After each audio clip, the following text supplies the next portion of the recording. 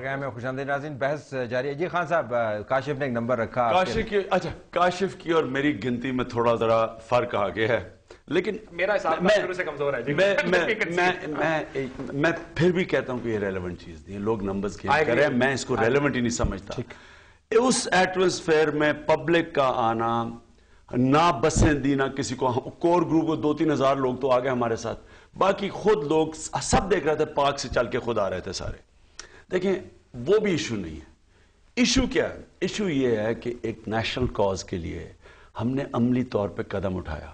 ہم مذمت بھی کر سکتے تھے, ڈرون اٹیک کو مذمت جو 6 سال سے کر رہے ہیں. ہم نے اپنے گراؤنڈ پہ نکل کے رسک لی, ہم نے وہاں پورا 2 دن گزارے وہاں. وہ اس شہر کے اندر جدھر کوئی بھی آج پولیٹیکل لیڈر خوف کے مارے باہر نہیں نکل سکتا, اس کے اندر رات وہاں گزارنا میں سمجھتا ہوں یہ اچیومنٹ تھی. یہ پہلا قدم ہے. ہم نے اناؤنس کیا ہے. بڑا کریڈٹ یہ ہے کہ ان حالات میں اتنے لوگ وہاں پر موجود تھے, پہلی چیز.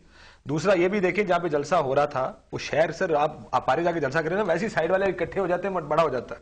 دس واز ان دا مین پاش ایریا آف حیات آباد, آئسولیٹڈ ایریا. اس میں جس نے آنا تھا پشاور سٹی سے بھی آنے کے لیے 20 منٹ کی ڈرائیو کر کے وہاں تک پہنچا, اور 4 کلومیٹر دور ملٹری آپریشن ہو رہا تھا.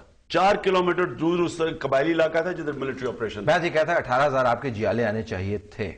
نہیں, 18-20 ہزار آپ کے جیالے آنے چاہیے تھے, کیونکہ آپ کی پارٹی کا بڑا ایونٹ تھا, آ سکتے نہیں. لیکن طلعت اس کی لوجسٹیکل ہمارے پاس پیسے نہیں تھے. میں آپ کو بتاؤں, سارے لوگ آنا چاہتے تھے, یہ ایسا ایونٹ تھا, ساری جگہ سے آنا چاہتے تھے, لیکن اس کے لیے غریب, آپ کی آج کل کی مہنگائی کے اندر لوگ اپنی زندگی, بچوں کو پالنے کے پیٹ کی جنگ میں لگے ہوئے ہیں. ان کو آپ ٹرانسپورٹ پرووائڈ کریں, کھانا پرووائڈ کریں, اس کا آپ کاسٹنگ دیکھیں. وہ کون اتنا پیسہ خرچ کر سکتا ہے؟ ہمارے پاس تو نہیں ہے اتنا پیسہ. میں اور گرمی کی کہ جو سٹیج کے بالکل سامنے کا گروپ تھا جہاں شاید 2,000 لوگ کھڑے ہوں گے دھوپ میں, کہ وہ صبح سے لے کر شام تک وہاں کھڑے کیسے تھے.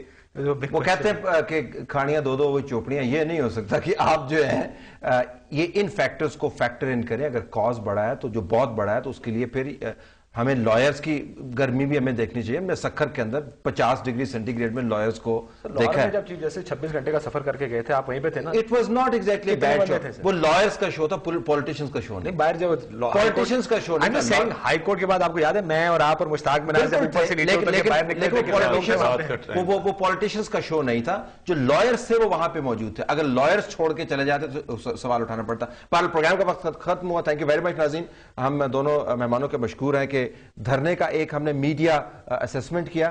اب دیکھیں گے کہ اگلی مرتبہ کی اور سیاسی جماعت اگر کوئی انیشیٹو اس قسم کا لیتی ہے یا اسی ایشو پر لیتی ہے تو میڈیا اس کی کوریج کس طریقے سے کرتا ہے. لیکن یقیناً میڈیا کو یہ بات ریئلائز کرنی چاہیے کہ کوریج میں توازن ہمیں رکھنا ہے. ایشو اور نان ایونٹ کی کوریج ایک جیسی نہیں ہو سکتی. یہ پوائنٹ ویل ٹیکن ہے. باقی جو کراؤڈ کا سائز کتنا تھا, کون کتنا ہے, یہ ڈیبیٹ جو ہے وہ چلتی رہے گی, کیونکہ جس طرح خان صاحب نے خود ہی کہا کہ جو آرگنائز کرتا ہے اس کو دوہرا نظر آتا ہے, جو تنقید کرتا ہے اس کو آدھے سے بھی کم نظر آتا ہے. اور میڈیا کا کام ہے کہ پروجیکٹ کرے سچ کو. اجازت دیجیے, اللہ حافظ.